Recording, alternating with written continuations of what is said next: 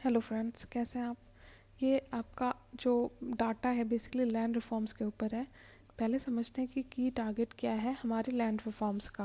पहला टारगेट है कि हमें लीगलाइज करना है और ईज़ करना है लैंड लीजिंग। लैंड लीजिंग मतलब कि कोई किसी की ज़मीन है, उसकी ओनरशिप है, लेकिन वो किसी और को अपना ज़मीन देता है और वो इंसान जिसको जिसको लैंड लीज़ किया गया है वो आसानी से उसको अपने अनुसार यूज़ करे। लेकिन हमारे देश में जो लैंड लीजिंग का जो प्रोसेस है बहुत ज़्यादा कम्बरसम है, उसको ईज़ करने की ज़रूरत है। दूसरा टारगेट है कि फ्रेगमेंटेड प्लॉट्स ऑफ फार्मर्स। हमारे फार्मर्स का मोस्टली जो ज़मीन है वो बहुत ज़्यादा फ्रेगमेंटेड हो गया है। हमारे देश में इतना ज़्यादा पॉपुलेशन है कि लैंड पे प्रेशर बहुत ज़्यादा है और इस कारण से हमें फ्रेगमेंटेशन का प्रॉब्लम फेस करना पड़ रहा है। तीसरा है कि डिजिटाइज्ड और इंटीग्रेटेड लैंड रिकॉर्ड सिस्टम। देखिए, हमारा जो लैंड रिकॉर्ड सिस्टम है, मतलब कि किसके नाम की ज़मीन है, फिर किसका जो एंसेस्ट्रल रिकॉर्ड और ये सब मिला के जो हमारा लैंड रिकॉर्ड सिस्टम है वो अभी भी ओल्ड सिस्टम पे काम कर रहा था। उसको ज़रूरत है कि हम डिजिटाइज करें। इससे ये होगा कि ईज़ हो जाएगा किसी भी लैंड ट्रांजैक्शन में, और साथ में ट्रांसपेरेंसी आएगी आपके लैंड रिकॉर्ड सिस्टम में। और साथ में जो लिटिगेशन भी होता है ज़मीन रिलेटेड, आप बहुत सारे लिटिगेशन के बारे में सोचते हो, वो भी कम होगा।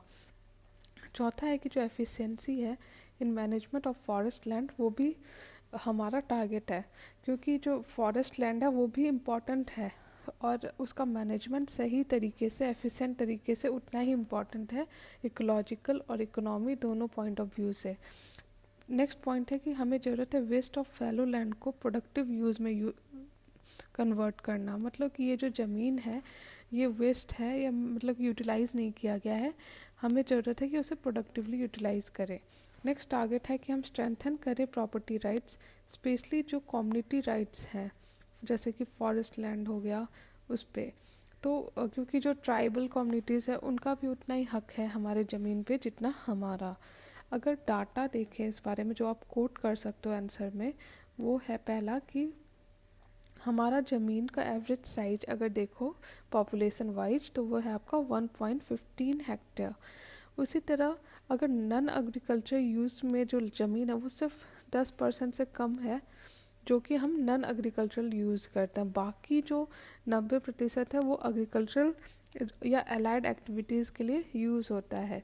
नेक्स्ट है कि 23% जो है हमारा ये फॉरेस्ट एरिया में आता है, ये आपको पता होना चाहिए। अगर स्कीम्स देखो तो इसमें आपका आएगा पहला digital India land record modernisation programme, जिसका एम है कि डिजिटाइज करना हमारा लैंड रिकॉर्ड। दूसरा स्वामित्व, जो कि है survey of village and mapping with improvise technology in village area scheme. ये दोनों प्रोग्राम से क्या होगा कि हमारा जो भी लैंड है वो एक तो उसका डिजिटाइज रिकॉर्ड होगा, और दूसरा स्वामित्व से क्या होगा कि मैपिंग किया जाएगा और सर्वे के थ्रू लैंड को रिकॉर्ड किया जाएगा। तो इस तरह से ईज़ ऑफ लैंड पॉलिसी ये सब जनरेट करेंगे। अगर वे फॉरवर्ड या कंस्ट्रेन का पार्ट देखें तो कंस्ट्रेन में पहला प्रॉब्लम तो यही है कि जो हमारा टेनेंसी लॉ है, मतलब कि हमने ब्रिटिशर्स के बाद इंटरमीडियरीज़ को बैन किया, हटा दिया। साथ में हमने अलग अलग रिफॉर्म्स लाए, लेकिन एक और रिफॉर्म जो हमें ज़रूरत है अभी वो है टेनेंसी लॉ की, ताकि हमें इकोनॉमिकली अगर हम किसी को अपना ज़मीन लीज़ करना चाहें तो आसानी से कर पाए। तो हमें ज़रूरत है टेनेंसी लॉ रिफॉर्म की। दूसरा कि जो स्मॉल साइज लैंड पार्सल है उसको डिसेंट्रलाइज करके हमें ज़रूरत है कि हम फ्रैगमेंटेशन को रोकें और लैंड को जोड़ते हुए इकोनॉमीज ऑफ स्केल की तरफ आगे बढ़ें। तीसरा है कि poor productivity and shrinking area, जैसा मैंने कहा फॉरेस्ट एरिया भी इम्पॉर्टेंट है, तो इसलिए उसमें भी ध्यान देने की ज़रूरत है। नेक्स्ट है कि कंक्लूसिव टाइटलिंग एंड रिकॉर्ड्स, मतलब कि जो भी ज़मीन है उस पर टाइटल रिलेटेड बहुत सारे डिस्प्यूट्स देखे गए हैं, तो इसलिए जरूरी है कि जो टाइटल रिलेटेड जो प्रॉब्लम है ये कि absence of conclusive titling and records. अगर रिफॉर्म की बात करें तो पहला है आपका मॉडल लैंड लीजिंग एक्ट 2016। इसको आप अपने आंसर में कोट करोगे जब भी कोई लैंड इशू रिलेटेड का सॉल्यूशन बताना हो तो।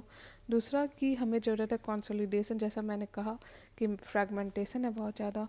तीसरा कि जो फॉरेस्ट राइट्स एक्ट है उसका एफिशिएंट इम्प्लीमेंटेशन।